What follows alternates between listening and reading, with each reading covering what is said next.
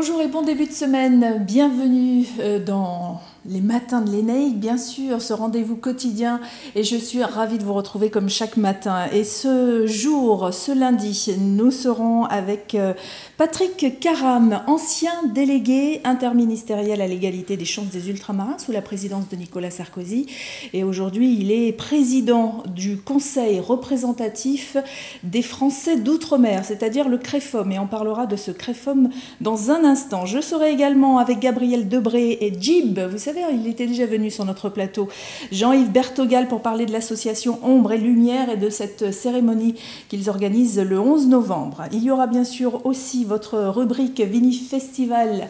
Je vous en avais parlé la semaine dernière. Tous les jours, je vous proposerai une petite série avec ce festival qui existe en Polynésie française et dont le but est de faire des films de moins de 2 minutes avec son téléphone ou une tablette. Et puis Yves-Édouard Malakai, alias Raï, sera également sur notre plateau. Il sera accompagné de Jean-Claude Vitalis et de Sadri Gassir pour parler de cette série humoristique qui va être présentée à Marseille dans quelques jours à l'International Web Fest. Et puis, dernier invité sur ce plateau tout à l'heure, ce sera Louis Sylvestre pour parler d'Air Caraïbes, de ses missions, de ses projets et surtout de ses destinations. Et je dis bonjour tout de suite à mon premier invité, Patrick Caram. Bonjour. Bonjour. Alors, ce CREFOM existe depuis peu?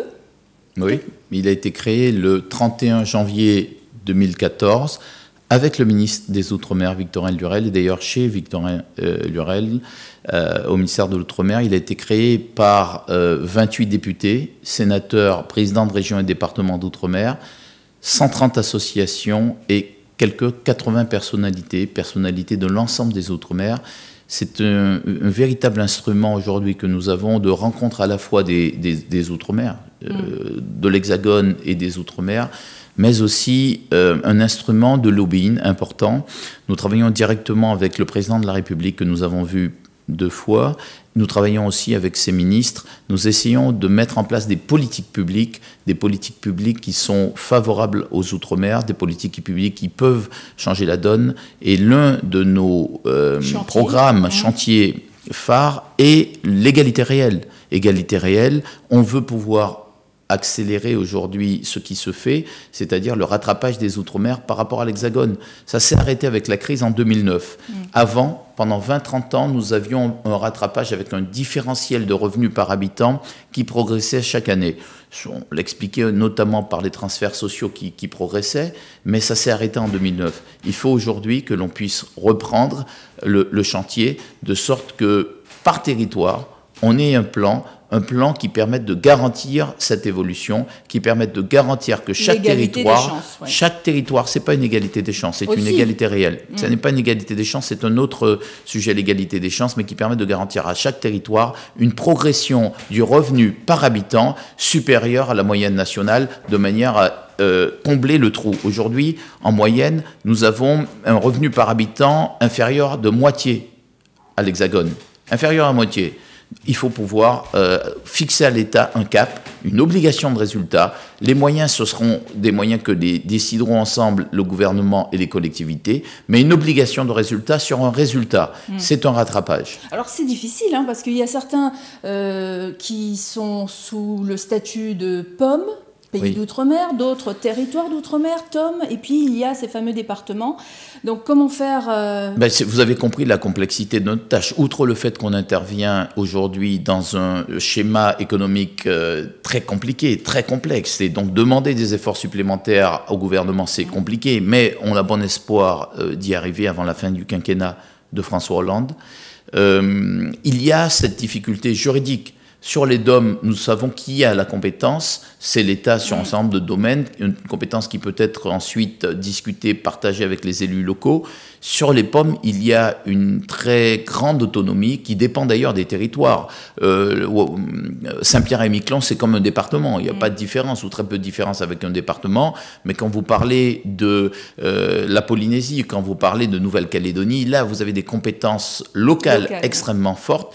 Et donc, ce plan de rattrapage devra de toutes les façons passer par un dialogue étroit il ne pourra pas être mis en place par le gouvernement de manière unilatérale. Il faut qu'il passe par un dialogue étroit avec les responsables locaux. Oui, que le président de la Polynésie décide lui aussi de ce qu'il a envie de mettre en place dans son pays, comme le président de la Nouvelle-Calédonie. Qu'il décide, mais qu'il décide en lien avec l'État. Ce sera le cas pour l'ensemble des Outre-mer, qu'il y ait une décision partagée, mais encore une fois, ce sera beaucoup plus complexe avec les pommes et les coms.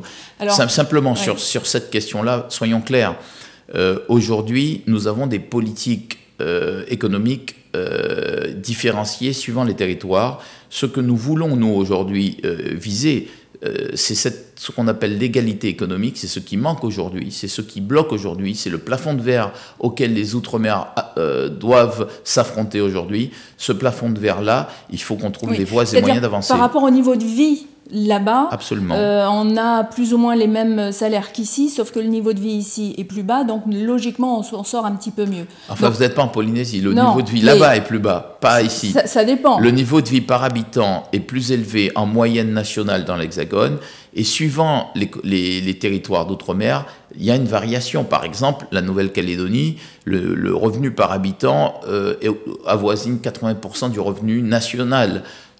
Par contre, dans d'autres collectivités comme Mayotte, c'est 20% du revenu national par habitant. Justement, alors donc, quand vous parlez d'égalité, différentiel très fort. Quand on veut qu'il y ait de l'égalité pour tous, comment on fait dans ce cas-là pour calculer? Mais nous avons effectivement pris comment dirais-je, comme étalon de référence la politique des 30 dernières années, puisque les 30 dernières années, il y avait une progression du niveau de vie par habitant dans l'ensemble des collectivités. Nous avons fait une projection pour le futur.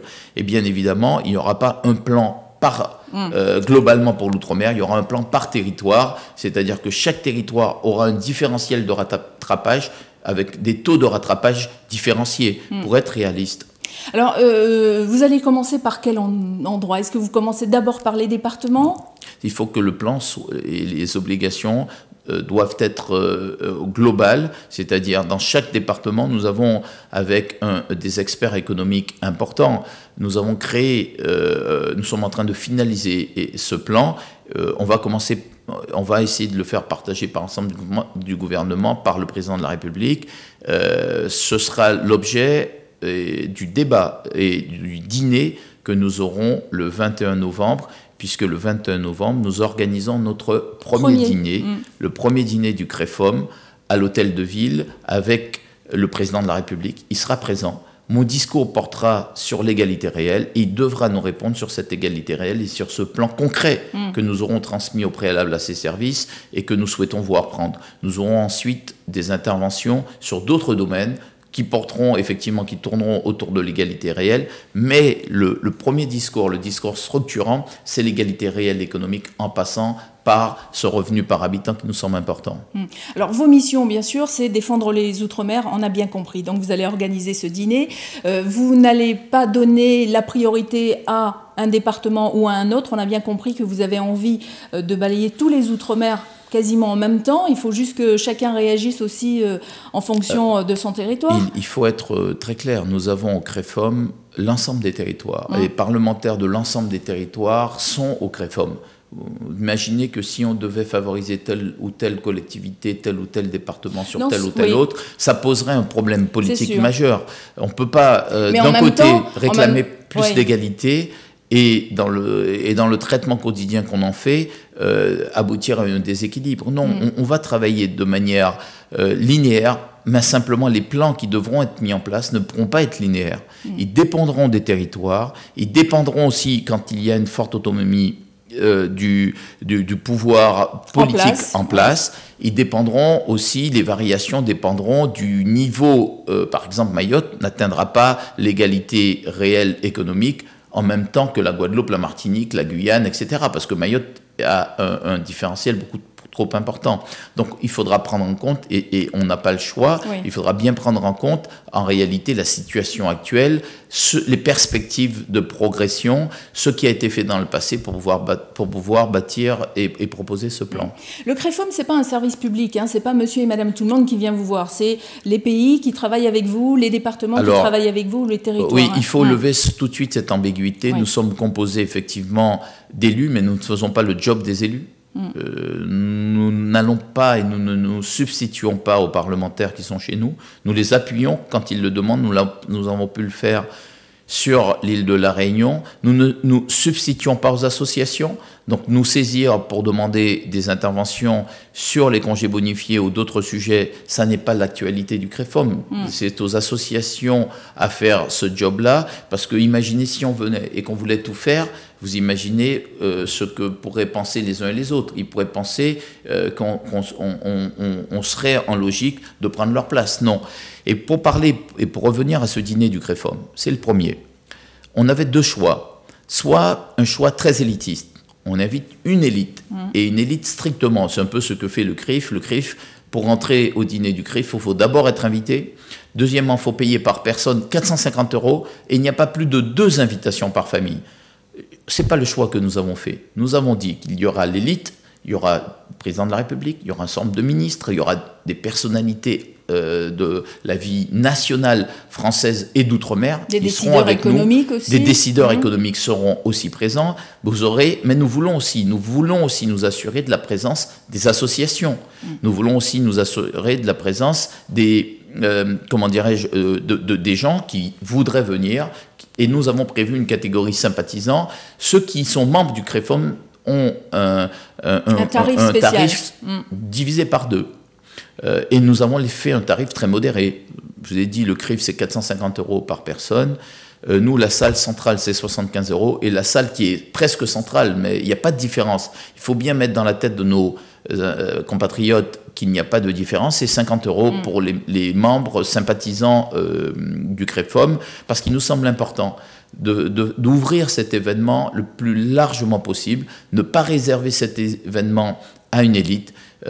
L'outre-mer, c'est l'affaire de tous. Alors oui, l'élite sera là, les politiques seront là, les politiques nationaux seront là, les élus d'outre-mer seront là. Oui, les élus de l'Hexagone aussi devront être là, et des personnalités marquantes de la communauté ultramarine de l'Hexagone, mais aussi des personnalités nationales françaises.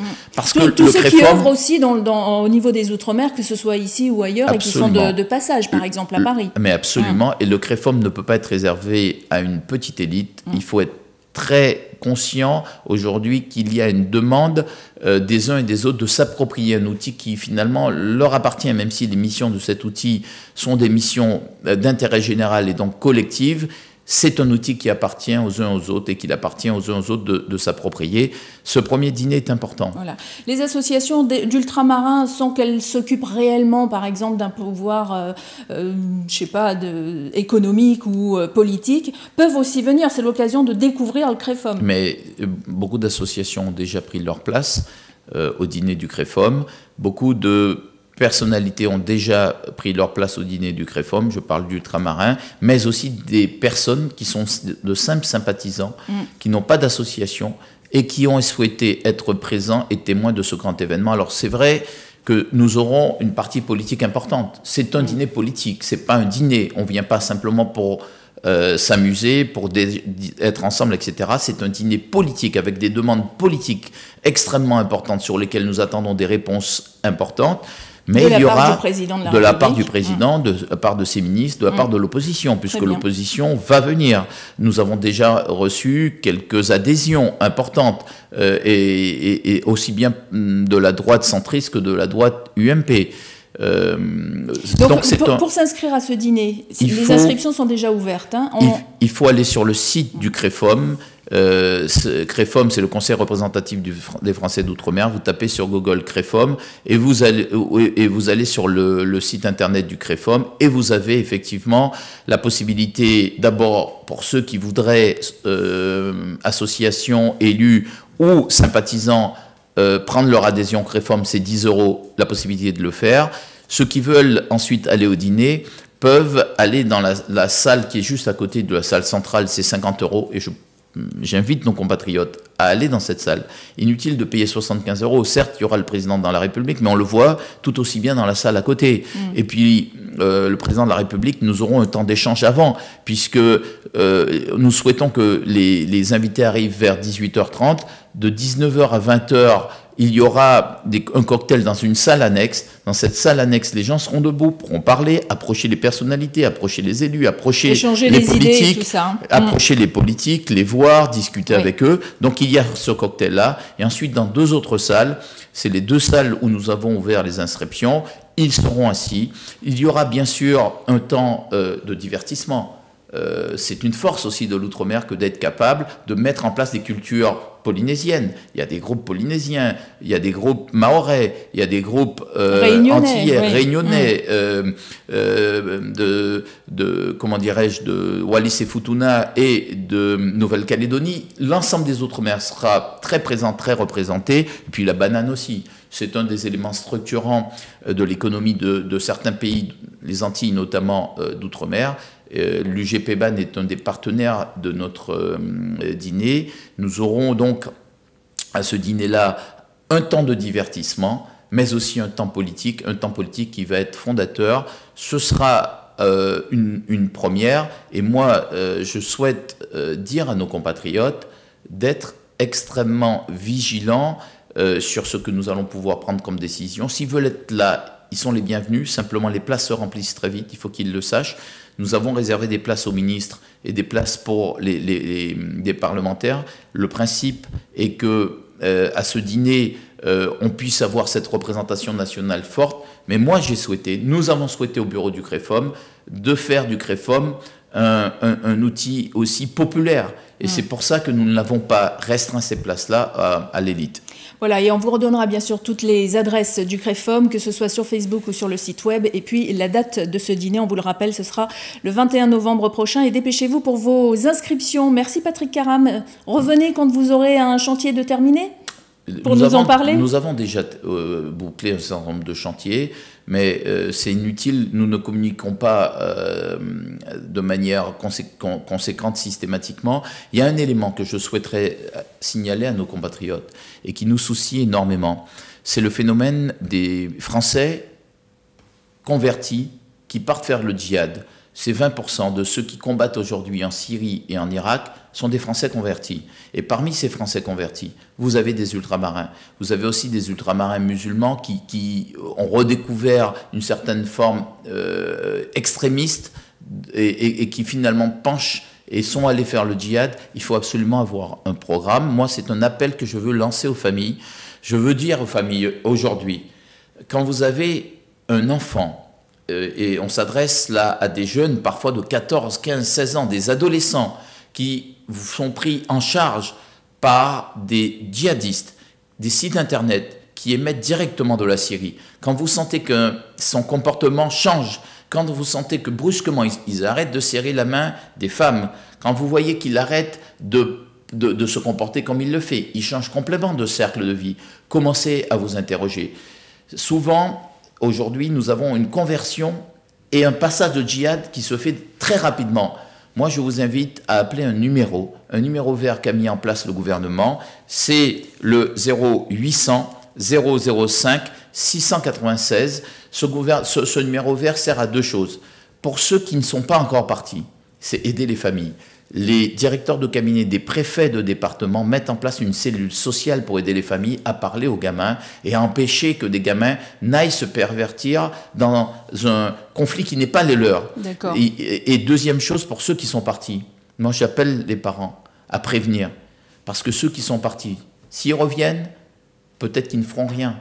Mais s'ils mettent des bombes, s'ils commettent des attentats, outre leur vie qu'ils auront gâchée, il y a aussi tous des Français innocents qui paieront leur retour. Il faut que nous ayons, comme tous les Français, une vigilance. C'est un phénomène qui touche l'ensemble des Français. L'outre-mer n'est pas épargné. Les Français d'outre-mer ne sont pas épargnés. Et nous devons être sur cette question extrêmement vigilants. Nous aurons au CREFOM un programme, nous allons développer un programme très précis pour répondre à cette question-là. C'est la question des prochains mois, des prochaines années qui interrogera la France et qui interrogera aussi l'unité nationale et le vivre ensemble. Alors j'espère que vous reviendrez justement et on fera une émission sur ça pour prévenir tous les ultramarins.